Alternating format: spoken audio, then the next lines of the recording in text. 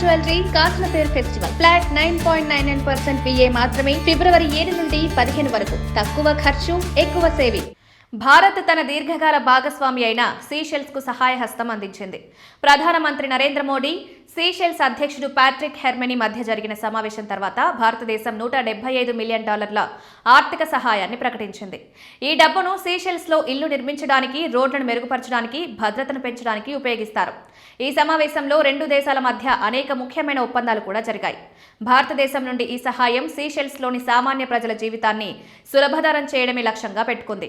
ఈ నిధులను ప్రజా గృహ నిర్మాణం, రవాణా సౌకర్యాలను మెరుగుపరచడానికి ఉపయోగిస్తారు. భారతదేశ స్నేహం, సీషెల్స్ అవసరాలు, దాని ప్రజల శ్రేయస్సుపై ఆధారపడి ఉందని ప్రధానమంత్రి మోదీ స్పష్టం చేశారు. ఇంకా రెండు దేశాలు ఇప్పుడు డాలర్ కాకుండా తమ కరెన్సీలలో వ్యాపారం చేయడంపై దృష్టి పెడతాయి. ఇది లావాదేవీలను సులభతరం చేస్తుంది. డిజిటల్ చెల్లింపులు, ఆర్థిక అకౌంటింగ్, కొత్త పద్ధతులను అభివృద్ధి చేయడంలో భారతదేశం సీషెల్స్ కు సహాయం అందిస్తుంది. ఆర్థిక సహాయం మాత్రమే కాదు, భారతదేశం ఇప్పుడు సీషెల్స్ ప్రభుత్వ కార్యకలాపాలను మెరుగుపరచడంలో కూడా సహాయపడుతుంది. కొత్త ఒప్పందం ప్రకారం సీషెల్స్ ప్రభుత్వ అధికారులను శిక్షణ కోసం భారతదేశానికి ఆహ్వానిస్తామని మోదీ ప్రకటించారు. అక్కడి అధికారులను మరింత సమర్థవంతంగా చేయడమే లక్ష్యం. ఇది సీషెల్స్ యువతకు కొత్త ఉపాధి అవకాశాలను తెరుస్తుందని మోదీ అన్నారు. భారతదేశ ITEC కార్యక్రమం ఇప్పటికే సీషెల్స్ జనాభాకు కొత్త నైపుణ్యాలను నేర్పించడంలో సహాయపడుతోంది.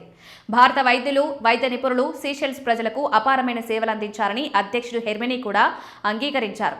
భారత్, సీషెల్స్ మధ్య సంబంధం కేవలం ప్రభుత్వాల మధ్య మాత్రమే కాదని, హిందూ మహాసముద్ర తరంగాలు శతాబ్దాలుగా మన ప్రజలను అనుసంధానించాయని మోదీ అన్నారు.